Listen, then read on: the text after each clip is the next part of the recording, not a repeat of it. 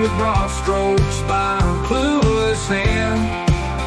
Misunderstood, misquoted, and left in the dark. Thank you so much for tuning into Horrible People Podcast. I'm Jen McDonald, and the horrible person that I'm speaking with today is Dana Dykema. Dana is a mom, a teacher, a hunter, and she is the advocacy coordinator for Blood Origins Canada. So super exciting. Thanks for having me on, Jen. Yes, definitely. I'm so happy to finally have you on here. I guess just to get us started, would you mind like kind of telling us a bit about like what your day-to-day looks like and just what you do as a whole? Yeah. Well, like you said, I'm Dana Dykema. I live in North Vancouver here in BC with my family. We're almost 20 years married, my husband and I, in a couple weeks here. So that's a huge milestone, obviously. And we have 4 kids. Most of them are teenagers now, which is insane. I like turned around and my eldest is almost 18 and he's 6'7". So I'm literally looking up at him like, how did this happen? I've seen pictures on your socials and I'm like, oh my God, her son is so tall. Yeah, he's massive. People just look at it like they just stare at him, or, you know, if we're at a gas station or something, we've had little kids just come up to him and be like, how tall are you? Or like, or just, he gets told like every day, like, dude, you're tall. Oh, thank you. Yeah. I didn't realize. Yeah, thanks. So he is very tall, which is really fun. He's definitely not my little boy anymore, but in the physical sense, but he is going to be graduating and he's going to be, at least in pencil, the plan is he is going to Kansas on a baseball scholarship. So we're very excited and proud of him. Yeah, we've already suddenly hit this big milestone moment as a family where, you know, kids start to move out and launch from the nest, which is great and sad all at the same time. But yeah, so we're just enjoying. Like a crazy different, you know, change to your life.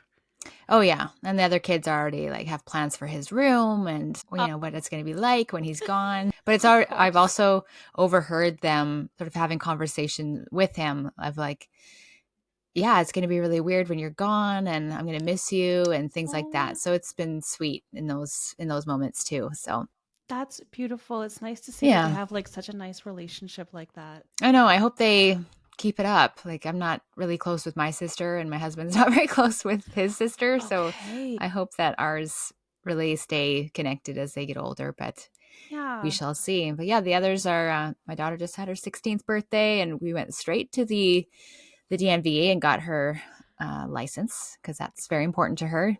Definitely. To drive. And then I have a 14-year-old and my 12-year-old who I homeschool. I have homeschooled them all before at various stages of their life when they were smaller. And now, yeah, it's just me and Isaac right now. Oh, okay. So they're not all homeschooled. Not currently. They were nice at one point. Yeah, at one point. And then, yeah, Daniel, my eldest, he's just a social guy. He's my extrovert. And after 2 years, he was like, Mom, I really want to go back to school because I miss my friends. Okay. So, you know, he went back and we just navigate the public school system with each kid, you know, with the different things that we find challenging or annoying. Yeah. That's what kind of like stresses me out a little bit. We're, you know, expecting in July and I'm just like, oh my God, like the public school systems just seem so scary right now, depending on where you are, of course. And sorry, so what's your youngest's name that is being homeschooled? Isaac. Okay, perfect. Yeah. I thought so. I was like, was that the oldest? Yeah. So it's just me and Isaac at the moment. And so we are just doing our own thing. There's different ways to homeschool in BC. We actually have a ton of freedom, which is really weird because there's so many restrictions in other areas of life for homeschooling. You can enroll, which is you are signed up with an online school and you're paired up with a teacher and you sort of continue on with the provincial curriculum at your own pace with your teacher, and your teacher will help keep you accountable. They'll give you resources and you'll have monthly check-ins or more, and you'll be weekly sending them videos or pictures of what you're doing, what you're up to, and then they sort of fill in the blanks that way. Okay. So I thought I wanted to do that until I did it. And then I'm like, I hate this. I hate feeling like I have to tick somebody's boxes and like, we don't want to learn about the rock cycle right now or whatever. And, you know, doing it that way, I realized how disjointed the system is and the curriculum, really they don't build on each other from year to year. So when my kids did decide to go back into school, they didn't really miss a beat. Okay. Because there's nothing to build off of from the year before. Like there is in math and English, but social studies, science, it's like random stuff that they learn Easy each follow year. through. Yeah, Yeah. that's true. So now we're not enrolled. So, and with enrollment, you also get some funding from the government. You have like $600 to Okay. put towards, swimming lessons or music lessons or school supplies or whatever. Okay.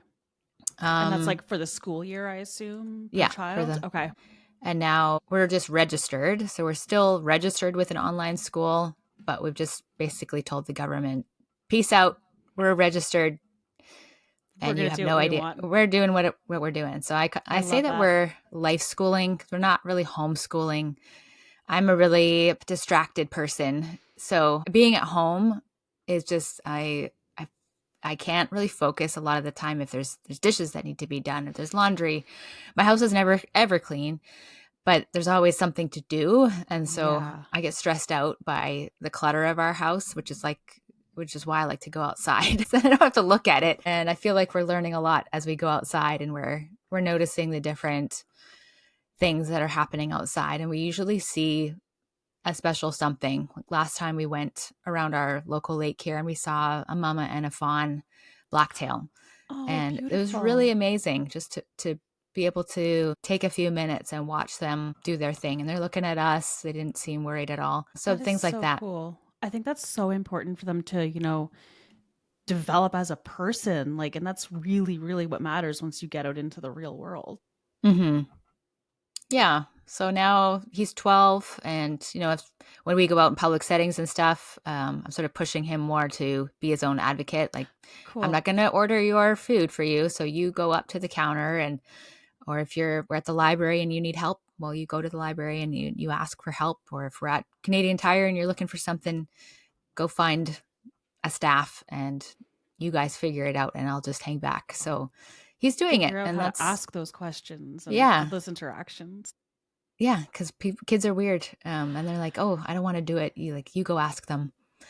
I'm like, "You are old enough; you can do this." Like, I grew up. My parents divorced when I was about 5, and my mom worked full time. Lived with her most of my growing up, and I'd see dad on weekends. But like when we needed to rent a place, I remember looking at the newspaper, and I was the one phoning at 12 years old. Wow. Asking about what are the utilities? Didn't you allow cats? That's amazing. I found our place when I was 12 that we lived in for 4 years. And our landlady always told that story. Jeez, little voice on the other end. So cool. But that was just because mom was busy. So I had to do it. And that was just normal for me. So now like my kids, even now, I'm like, you should be doing so much more because be independent and yeah. Because for you obviously had to grow up quickly and figure things out fast. Mm-hmm. No, 100%. And it's funny that you say the clutter and everything in your house, if there's dishes to be done, that's a distractor. Because I'm so bad for that. I'll be like, oh my gosh, there's dishes or I should be doing this or that. And I feel like I'm ping ponging all over. So like you said, at least when I go outside, it's out of sight, out of mind. And I'm still being productive and doing something that I think I'm like, okay, at least I'm keeping busy this way and not worrying about the 55 things that need to be done around the house. Yeah. And I wouldn't, people often ask me oh, did you go to school to be a teacher? No, but did you go to school to, teach your child how to walk or crawl or talk? We're constantly teaching them. And when there's now we're getting into grade 8 next year. So now I'm not sure what we're doing because I feel like we're getting into the big time now. And my kids have all gone back for grade 8 and Isaac doesn't want to. So ultimately it's our decision, but the other 3 are quite sporty as well. So they wanted to go for that part of school. Yeah, that makes sense. But he's not super sporty. So he likes being at home with me. Yeah. But I just always feel, and I think that's just constant, whether you're a homeschool mom or not, just the mom guilt of you just feel like you're not doing enough. But now that he's getting to be older, I'm like, oh, I really feel like I don't know if I'm doing enough for you. So yeah, that's a bridge we need to cross very soon. Yeah. So if we are going to enroll him at to school with my other ones, then it's like kind of now for this next school year. You got to really think ahead. So yeah, it's getting down to crunch time. Got to figure out what we're going to do. But okay. And would he definitely go back for like grade 9, or could that still be an option for him to stay home like right through high school? He could. Okay, cool. Yeah. I feel like my older two are very self-motivated. If they wanted to homeschool themselves, I'd be like, yeah, totally. You could do it all just with very little help from me. Where my younger two they need a kick in the butt every day to get up and get going, because they would happily just, like, now Isaac's getting into reading, which is a really positive thing. And all of my kids have hit this stage at different times, but like my younger two were not interested in reading for the longest time. Like now even Isaac is 12. He just was like, I'll read, Garfield comic books or Calvin and Hobbes, which is fine. You're reading. But there was finally a time where that light bulb went off in his head, and he's devouring books now. A lot of books about World War II. Oh, wow. A lot of stories like that. So good for him. He made it. So like that's a milestone that I always look for. And I'm so happy when that happens. And often at the beginning, just happy for them to just read and read and read, because they're learning so much that way. 100%. Yeah, I think reading is so good for you. Absolutely. Mm-hmm. Are there any like resources that would be available to you to like get them through grade 8 or anything like that? Oh yeah. Or are you kind of on your own there? Okay. There's so many resources. And now like for yourself, if you're thinking, I know like your baby's still growing in the womb, there's a lot of time. But like I started with them all at home. Daniel didn't do kindergarten.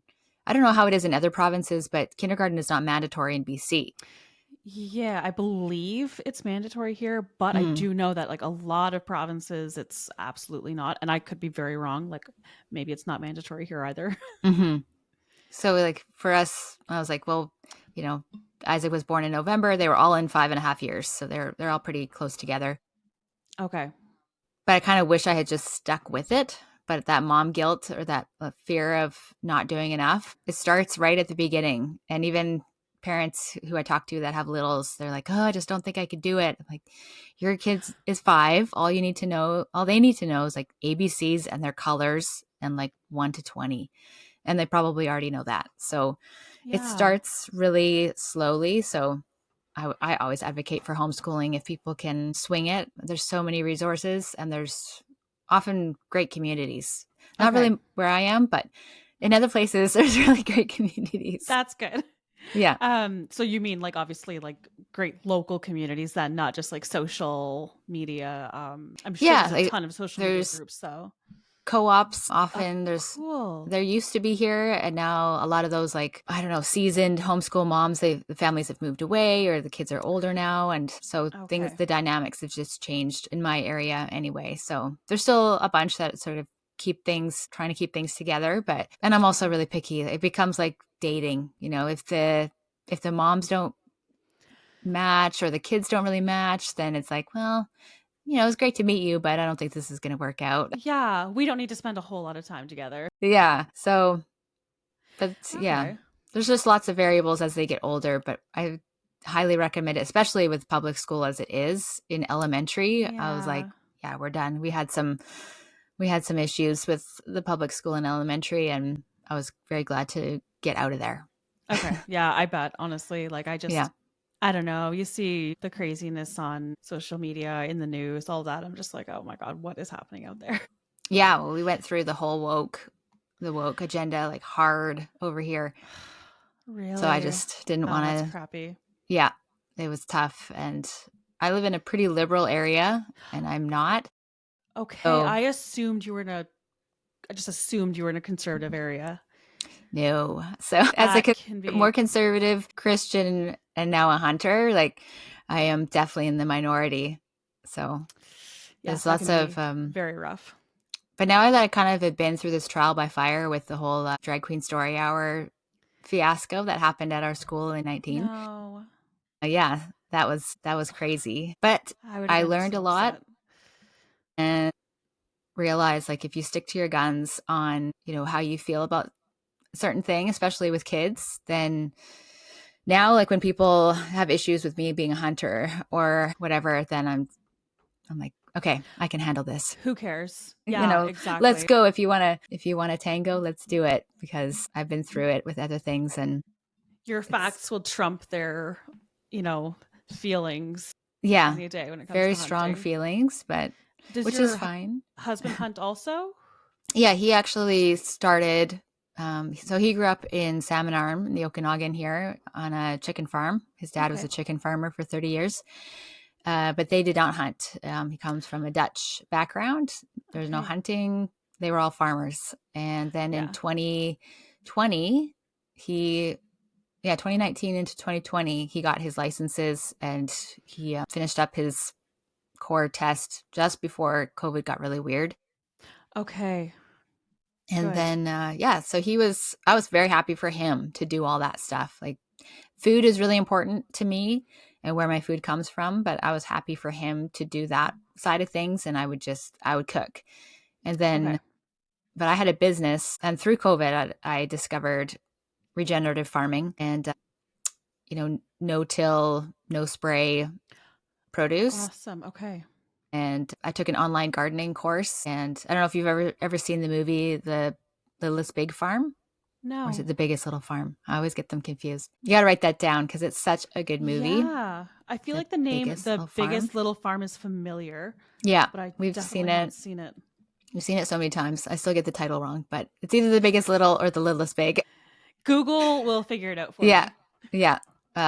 But that movie was so inspiring, and like, you watch it and you want to move to a plot of land somewhere and just grow all your own food and Oh live in God. harmony with nature. Yeah. I mean, I'm already there. Yeah, you're already there. So, but it just gives you, Wanting to. yeah, especially with the way that as you learn more about our food systems and what is applied onto our crops, you just don't want anything to do with it. So, in taking this online course and learning about regenerative farming, which is basically, not tilling the soil and using compost, and learning about worms and Cool. all kinds of, and seasonal eating and all of that, I met, well, the two guys that were running the course were farmers in Chilliwack here, which is about an hour and a half from where I live. And I went out to meet them. And then I was like, hey, you guys offer such a great service and so they have a 30-acre farm over there, and I wanted their food over here in North Van. So I created this business called Valley to Shore. And so I would go out every week and pick up pre-orders at their farm and other farms. And I connected with lots of other farmers, picking up eggs, picking up bacon and meat and Oh my God, that's so seasonal cool. mushrooms, the morels and the nettles and everything that you love to do too. Yeah. All the foraging. And I would bring all of that stuff back to North Van for my customers to pick up. And then I'd educate about seasonal eating and all of that stuff. And it was great. Oh, that sounds like such an amazing business. Like, I'm sure so many people benefited from that. And it's like clean eating, and you're supporting, Mm-hmm. Yeah, we were doing it before it was cool like it is now. True. Yeah, I guess Everybody's on the bandwagon now because the media said jump. So everybody's jumping. Yeah. And yes, it's always been important to support Canadian. But yes, through Valley Ashore, I was invited to an event where I met a guy who is the chair for my local backcountry hunters and anglers group. Okay. And you guys don't have that in Ontario. You don't have BHA, hey? No, I think don't it's just a believe we BC do. thing. So it's really big in America. Okay. But BC has backcountry hunters and anglers groups in there's 8 different regions of BC, and each one has its own chapter. So BHA advocates for conservation, community, and hunting. And so I went to these BHA meetings and met other people they were all hunters. And through that community, then I was like, wow, these people are so cool. They really care about the environment and conservation and working hard for their food in hunting. And that looks pretty cool. And I think I want to do it too. I love that. Amazing. Okay. So then, yeah, last December 23, I went and got my gun license. And then I think it's January or February, I went and got my core. And then I was like, wow, I did it. Got my licenses. ready to That's go. so exciting. And then you just feel so much better because you have that access to like a little bit more self-sufficiency. But living in the city, like it's hard to get out to where the wild things are, where the critters are. So, and then having 4 kids at home, it's like my husband doesn't really cook. So if I leave, it's a big deal. And if we both leave, which is the best case scenario, then I got to pull in a grandparent somewhere. Yeah, fair Yeah. enough. For sure. So, have you been able to get out on many hunts since getting your hunting license? No, we've been on a few. So like last June in 24, my husband and I, we had 2 nights and 3 days to work with to go for spring bear. Oh, cool. And on the first day we were successful, which was really exciting. Through my business, again, I met these ranchers that I buy my beef from them a couple times a year, and they have a big ranch and a campground. So Jeb and I, my husband's name is Jeb, we decided to go out that way, Boston Bar area. It's a good 3-hour drive, and we had our trailer with us. And I was like, let's just drop our trailer at Rob's place at the campground, and then we'll just drive around and see if we can see any sign anywhere. Yeah. And we met up with Rob, and he's like, well, feel free to use our Forest Service roads on the property, where they start, and then go up into the bush. But we've also had a cinnamon and a couple black bears in the back fields. So feel free to set up there. And we saw no sign all day long looking, and then decided we'll see if there's any sign in the back fields. And there was. So we just sat for 3 hours, and it was like 33 degrees. It was a super hot June day. Oh, wow. Okay. And then I just said to Jeb, like, I just want to see some fuzzy ears. And then a few minutes later, we did. Oh my God. Yeah. I was looking and looking. I'm like, I really want to see, I want to see something. We definitely saw a couple stump bears as we're looking. They seem to turn up all the time. When you're looking, you're like, oh, that's not a bear. That's just a stump. Oh, yes. Okay. 100%. Yeah. But then all of a sudden, Jeb was like, bear. And we look over, and yeah, there's this big black bear ambling down the back path. And so he sets up his gun, and I had my fingers in my ears, and I'm waiting. And I'm like, oh shoot, maybe he lost her. And I take my fingers out of my ears, which is exactly when he pulls the trigger.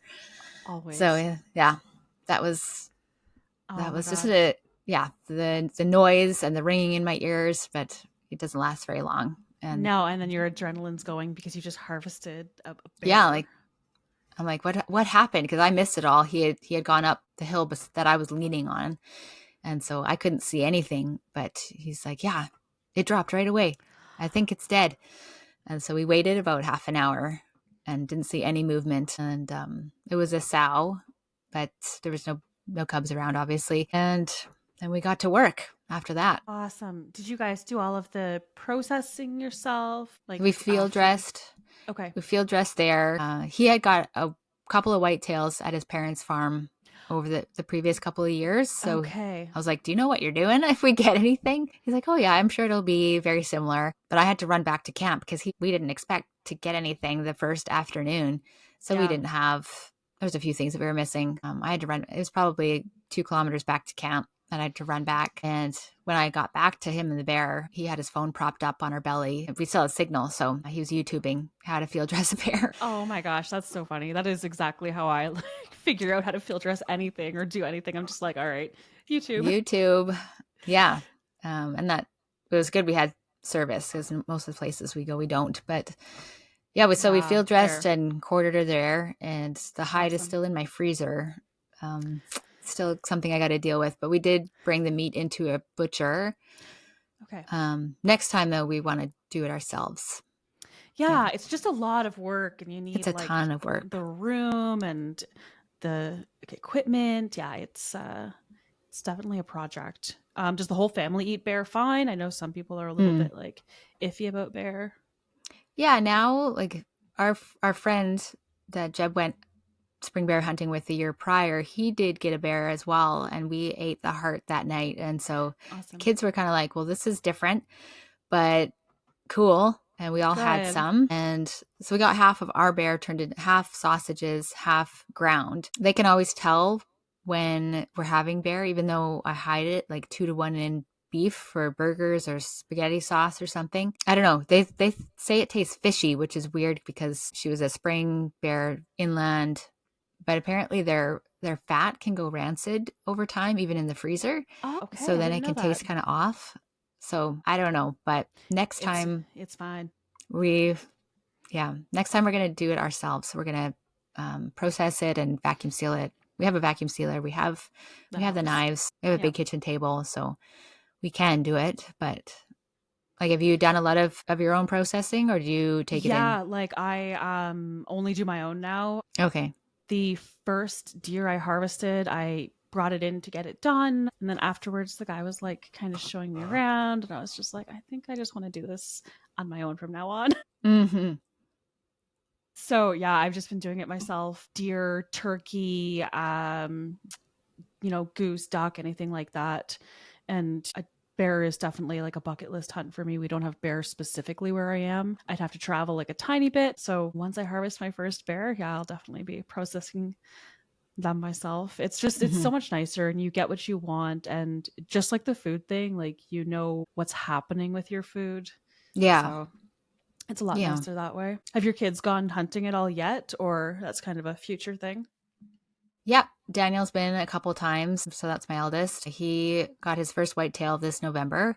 Oh, exciting. So that was really cool. We took that deer, and usually the first deer we get turned into pepperoni to share.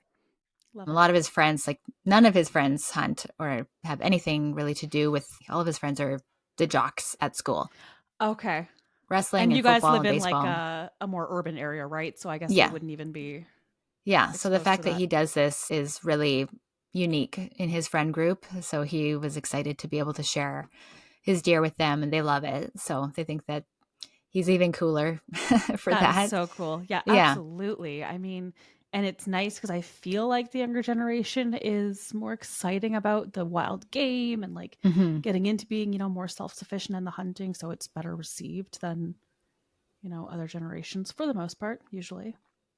Yeah, they all want to get their pal, and I was trying to set that up with Travis from Silvercore, but they also do a ton of sports. So then, I was like, actually, you guys don't have time to do this, or at least you'll have to figure out a time on your own, because I can't get a big group together with all of your schedules. It's just too crazy. Coordinating all of that would be absolutely insane, but amazing that they want to do it. Like, I really hope they follow through with that.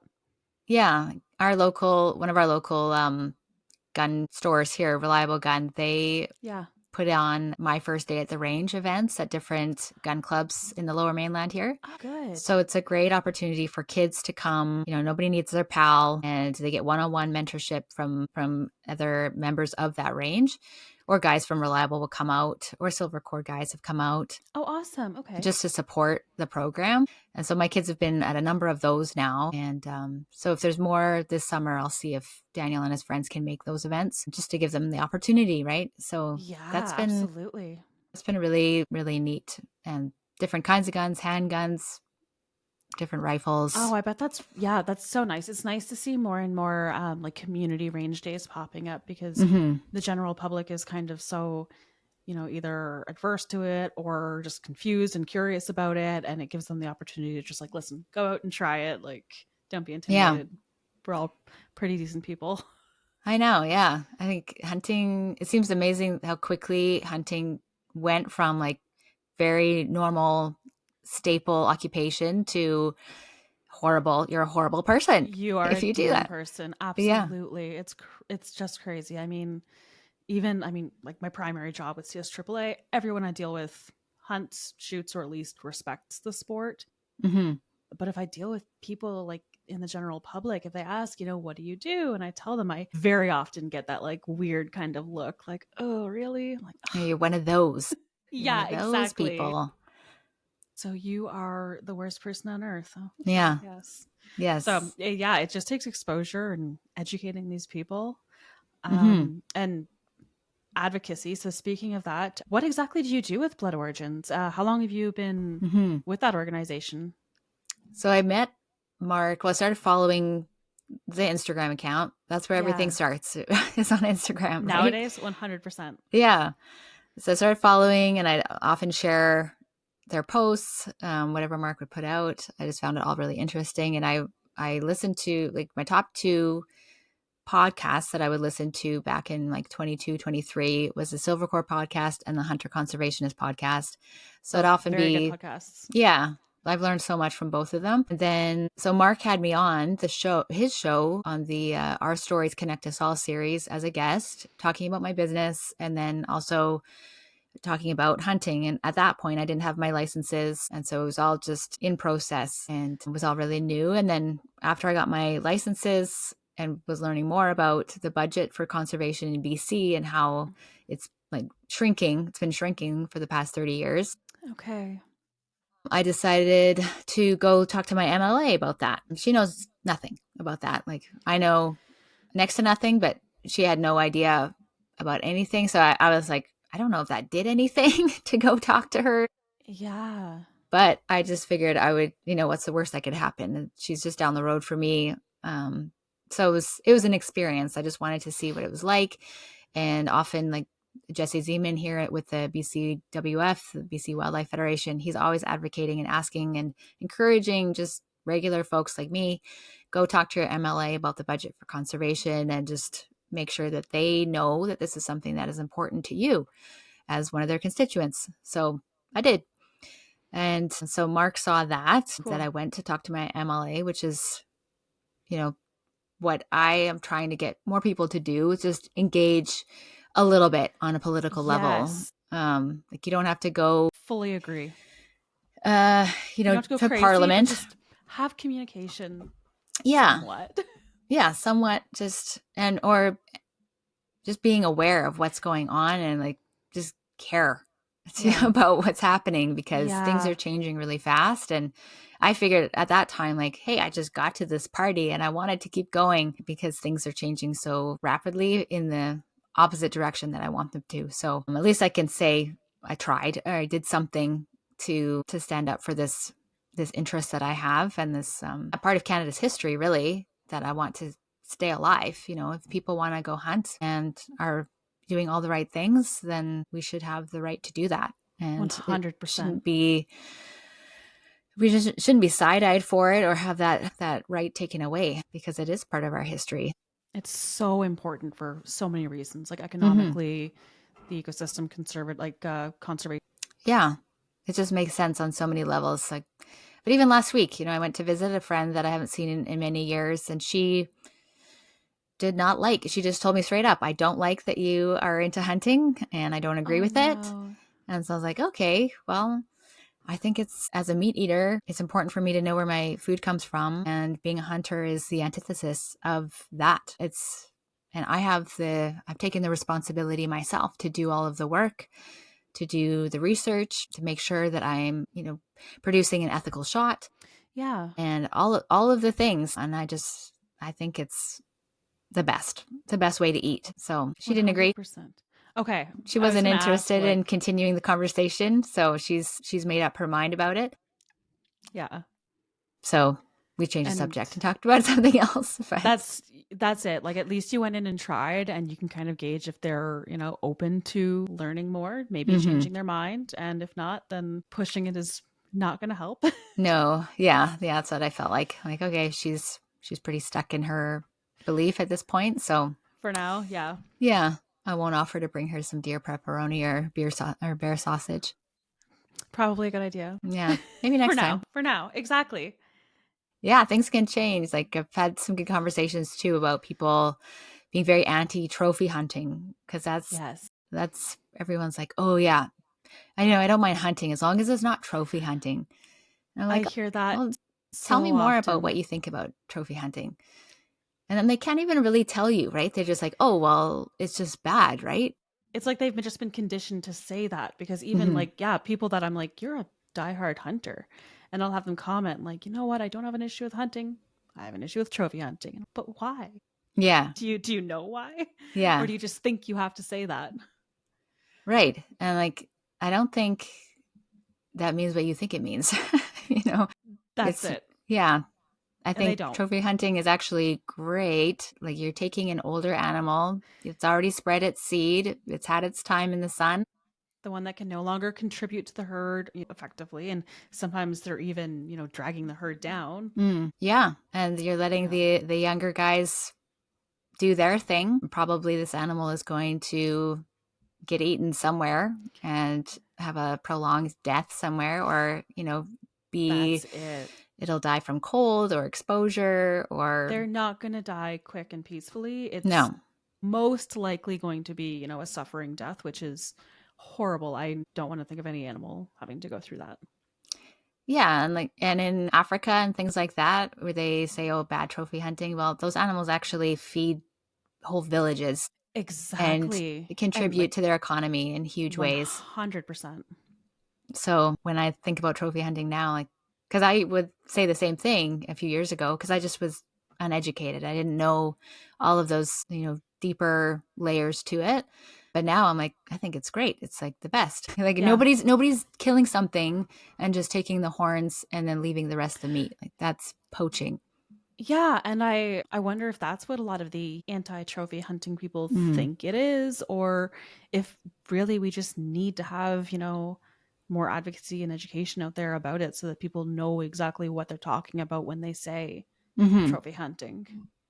And that's what my friend said. She's like, I had no idea about any of that. I just thought trophy hunting to me was just shooting the animal, taking the horns or the antlers and leaving the rest of it. I'm like, nobody does that. That's not allowed. And that is horrible. Like, I agree with you that is bad. And I don't like that either. But that's not when I think of trophy hunting, that's not that. So yeah, now that you know exactly, like once you think about it, you don't see it as, some nefarious thing that people are doing. Yeah. So after discussing with your MLA, like your concerns, is that whenever I met Mark at the parliamentary day in Ottawa, he came out that way. Yeah, absolutely. Is that when he reached out to you to sort of say like, hey, we could use your help? Yeah, so I think I went and spoke to my MLA in June, and then it was a few weeks later that he reached out because he'd had me on the show again. Okay. And then he reached out and said, hey, do you want to join the team? It's right now it's a team of one. It's me. He thought that I would be a good fit working with him and hopefully getting people more engaged. And so now I'm doing a lot of the podcasting, sitting on the other side of where I was, now interviewing people, sort of similar to the conversation we're having now, just hearing people's stories. So now I'm running the Our Stories Connect Us All podcast. Yeah, and then doing the Around Canada podcast with him. Normally he would do that on his own and sort of give people an update about what's happening around the country in terms of hunting and conservation, just nailing out like half a dozen highlights. I think that goes out, I can't remember if it's every 2 weeks or 4 weeks. I think it's once a month. Okay. Yeah. And then I'm just chatting, sort of staying in the loop with Robbie Kruger, who he founded Blood Origins 7 or 8 years ago. So he's a South African guy, but he lives in America. He travels all over the world advocating for conservation and really just lately he's been doing a lot of films, a lot of documentaries about highlighting certain things. Lionheart is a documentary that he got put together about hound hunting and just educating about what that looks like and what that means, and highlighting a few different families that do that, their contribution to conservation through hound hunting and cougar hunting. So just beautifully done documentaries. So I'm going to check that out. Yeah. There's another one, Wire and Water is one out of Africa. Okay. And just talking about how fencing these different parts of the reserve, I can't remember where in Africa it is, but how basically these guys are contributing to conservation through hunting. Okay. And what that money does to the local villages and their local economy, and how it's benefited the ecosystem there and bringing in biodiversity. So, and now Robbie was just in India making a film about the human and tiger conflict. So just really exposing a lot of these like big ticket items that are in the news and can easily be skewed in the media. So just bringing out the truth. We're all about telling the truth about what's happening. Mark and I focusing on Canada, and then Robbie is everywhere. But there's a Blood Origins Australia, and now India and Canada and Blood Origins in the States. Yeah, I mean, you guys are everywhere. It's awesome. Yeah, Absolutely. it's really neat. It is like I definitely have like imposter syndrome every day. So I'm like, what do I don't know, hardly anything. Like I was just volunteering at the Wild Sheep Show and met a lot of people that I talk to on Instagram or that I follow. And Okay. they're like, oh, you guys are doing great things. I'm like, thanks. You know, I know I'm so green, but I'm having a blast and really thankful to be in this position. So it's been Yeah, good. and I mean, like from what I know and just talking to you now, like I do really think like you're a very, very, very good person for what you're doing because you guys are making. I mean, the organization's not very old in Canada, right? No, I think Mark only came on in 22, I think. I was gonna say I thought it was maybe 5 years, but maybe less. Like 21 or 22. Yeah. already like getting a big name out there and just really making a good impact. And I see Hmm. all of the posts that are shared and, a lot of the videos that are shared, and it's all very educational, very easy to absorb, like really Hmm. focusing on educating the general public as well as hunters. Yeah. I like Mark he blows my mind at how much he knows about stuff. And just the connections he has. We have a great graphic designer that puts all of these graphics together. So Okay. yeah, the caliber quality of people involved with Blood Origins Canada is just they're all top notch. So Amazing. Yeah. Darren, who does a lot of our he lets us use his photos and we'll share his stuff. Like, yeah, lots of great people in the industry. And you make a lot of really good connections, and Hmm. I mean I'm sure, like even like myself, I'm very new in the firearms industry, so I'm constantly learning like every single day. Hmm. So I'm sure, like, yeah, as issues come up, you're just constantly expanding your knowledge, and Yeah, yeah, it's a nice position to be in. yeah, it's been really, really interesting. Um, yeah, we'll see what this next year holds with our government that's not governmenting at the moment, but I maybe that know. will change. Maybe that will change in a few weeks. Maybe that will change in a few months. Nobody Sooner or knows. later it'll change. Hopefully it's sooner rather than later. Hmm. There's a lot of crazy stuff going on in Canada, North America, everywhere right now. Yeah, it is. It's a lot. Like It is. just looking at the Instagram feed and just putting it down, you're like, whoa, there's so much happening, I you know, on know. every level. When it's if it's just in your local community or your province or your country or a continent, there's just a lot going on. That's it. I mean, like before I came on here, I had rushed back from a township meeting where we were talking with the township because there's a few, unhappy neighbors that would love to see us shut down. And I'm just Mm, like, man, like the way this government's going, they're going to shut us down before the neighbors do. So like, can we just, can we just give us a break for a little bit? yeah. But Shoot. yeah, it's everywhere. It absolutely is. Hmm. Okay, so we are, kind of coming to the end. So is there anything else that you'd like to share? And if not, definitely need to know where people can find you. I haven't told you about my Socials or hunt whatever. yet. Yes, absolutely. Oh my God, please. Yeah, I got a mule deer this November. A friend of mine moved from Chilliwack. She's one of my farmer friends. She moved to Chilliwack from Chilliwack to like 100 Mile area, which is about a 7-8 hour drive away. Jeb and I had been mule deer hunting in October. Didn't see anything. No mule deer anyway, besides Okay. some sign. But and then yeah, my friend invited me up to her property that she's leasing. She's got like 26 acres up there that backs onto Crown land. She's like, we got tons of whitetail up Oh my here. gosh. Um, but it was a mule deer that Isaac was with me because we homeschool. So he's wherever I go, he goes. Good. So we had just settled down this for our second night in this stand. She has a couple stands on the property. So she told me where I could set up.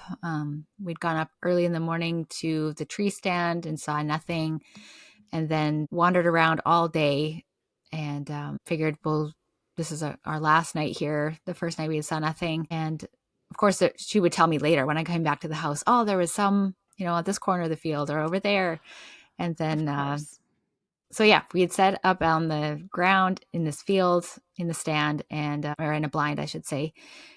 And I figured we'd be there for like 2 hours until the sun goes fully down. And about 15 minutes into our sit, Isaac says, "Buck." And I look over, and across the field, like really close, like less than 100 yards away, maybe 70, 80 yards, is this mule deer buck.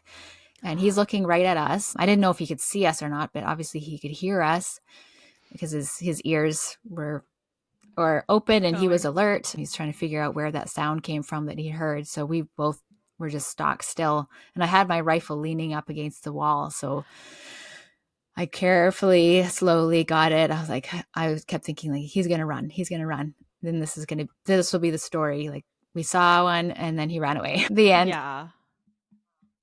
But I was able to get the rifle up, and Isaac was just sort of whispering out of the side of his mouth, like, slowly, slowly. And I was like, I can't get him in my crosshairs. I was so nervous. My heart, like, I'm sure that his ears, I'm sure he can hear my heart just pounding. But I was able to get him in my scope, and I told Isaac, plug your ears. So he plugged his ears, and I just slowly squeezed that trigger as I exhaled. Fortunately he kind of lurched forward and took a few steps, and he fell. So I was just that's fantastic. It was just such a surreal moment when sort of everything comes together, and he didn't run away. He didn't bolt after I shot him. He just pretty much fell. And so we waited for 10 minutes because I was really sure. I was confident that he was gone. And we were so excited. So then we came up on him, and Isaac was just so excited. He was like, whoa, he's bigger than I thought he was. And just to be able to touch him and see him, and like, because Isaac has watched me, go through all the paces as well, right? Of going for my courses and learning about different things. And so it was just a really neat moment to share with him. And then I was like, how am I going to get this out of the woods into, because it was right parallel to a field where I could bring my forerunner down into the field. And then I thought I can hitch up his antlers to a rope, and I can pull him to the barn. So eventually that's what we did. My friend's husband was away, and she had a broken wrist, but the two of us and her 14-year-old sister, who's taller than me, the three of us gals, we hauled the deer out, and then I was able to get the antlers around with a rope and then slowly drag him up to where the barn is. And she's a butcher, so she had a gambrel, handy. She had knives, and she knew what she was doing. So she was only one-handed, but she was able to guide me through the process to take the guts out. And I ended up shooting out the bottom of his heart. So but we did, that's always the first thing too with any animal that we've taken. If we eat their heart first, I think that's pretty common. Yeah, absolutely. So once I had that all cleaned up, they never had heart before, even though she's a butcher, they just they hadn't eaten it. So didn't think of it. Yeah. So fried that up with some garlic and butter and salt, and we all loved it. It's such a good part of the harvest. Absolutely. Like, it's just delicious. Yeah. Definitely a special type of meat. It should be everywhere. If you kill a cow, that heart should be right next to the ground beef, I guess. But yeah, we should see more heart in the grocery stores and supermarkets or whatever. Absolutely. Yeah.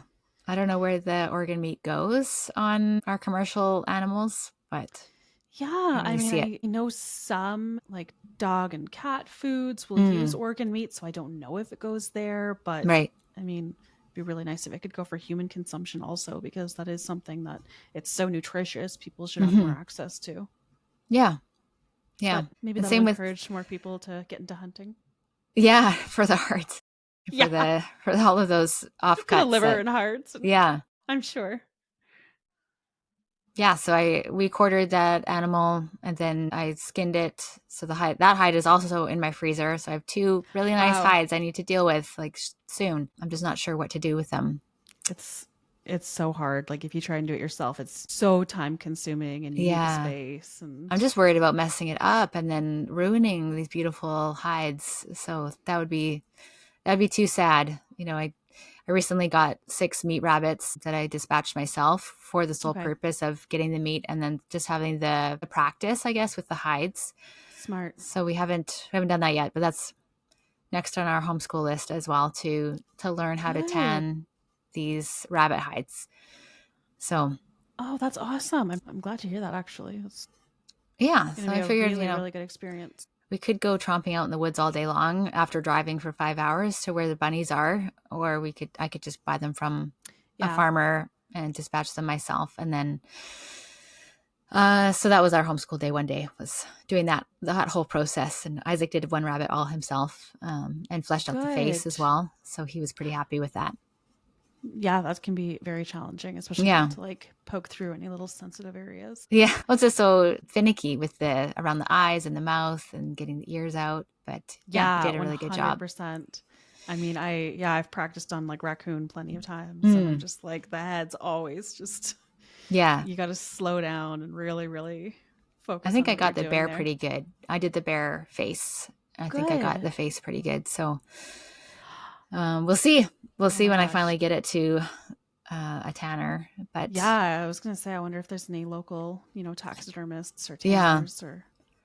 Baseball this year has just blown our budget. So then there's the cost, because like, that's true. Definitely it's expensive. It's worth to get it done professionally, but they obviously need to make a living as well. So it costs money. All this stuff costs money, but it does. We did my mule deer, all of us ourselves. So we had all the meat upstairs on the kitchen table, and we're just cutting. We did some bunch of ground. I'm going to make a deer pot pie tonight. That sounds great. That's on the menu for tonight. I've taken out some meat for dinner, and the kids are getting more used to it now. Like eating, they're just like, so what is in this tonight? Is this beef? Is this bear? Is this deer? You never know. Some of my friends they don't trust me so much because I really like beef tongue.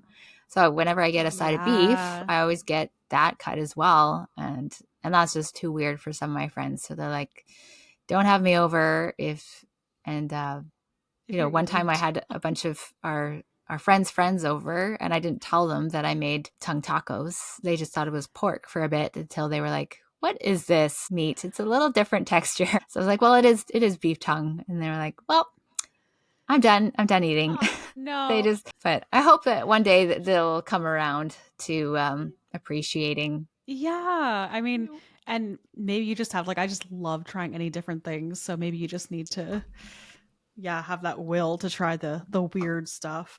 I think so. It's just so out of the norm for people in my sphere of influence. So yeah, I'm just the weirdo, but that's okay. Me too. A lot of people, I think, no matter where you live, are just, chicken, pork, beef. Mm-hmm. That's it. That's all. It comes from the grocery store.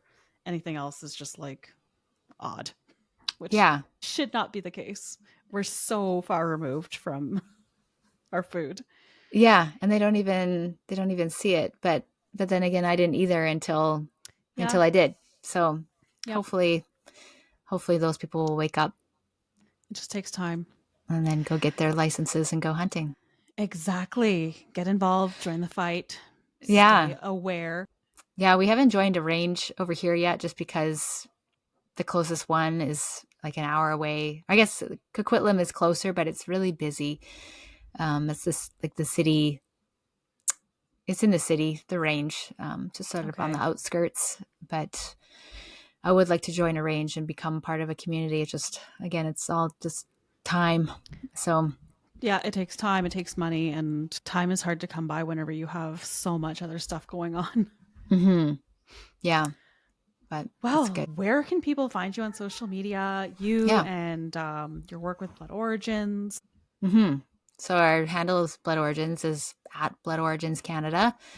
And then there's Blood Origins as well. My handle has recently changed to The Housewife Who Hunts, with a period behind each word. It was my name for the longest time. And I've been thinking, since I closed my business, I'm like, I want another business, but, I'm homeschooling my kid, and I've got 3 others that require a lot of, kids are just busy, and teenagers require a lot of you just in a different way as to babies. But so I don't feel like I can get a job out of the side of the home. So I'm just trying to get my my groove going with The Housewife Who Hunts. I have a YouTube channel, but nothing's up there yet. I thought about creating a podcast, but it's all just time. Like we were saying, Yes. it all takes time. And then just the guts to, like you've done here, to learn and then to press record and start doing it. Yeah. Which, I mean, and if you're a busy mom with multiple teenage kids, it's also finding the time. And yeah. Well, I will be sure to link everything below, your YouTube, your Instagram, and blood origins information there. So if anybody wants to find you, they can just take a look in the comments or the description area, and you'll be there. I'll be there. I'm on Instagram way too much, but I just find it so fun. Yeah. And it's a great way to stay informed. And, you as a mom sharing things, what you're doing in life, that's just going to inspire more people to get involved and do stuff. So I think it's a really good thing. Hope so. Yeah. Well, thank you, Jen, for having me on your show. It's great to be a horrible person. So much. Yes. The worst, obviously. Clearly. All right. I really appreciate it. Thank you. Yeah.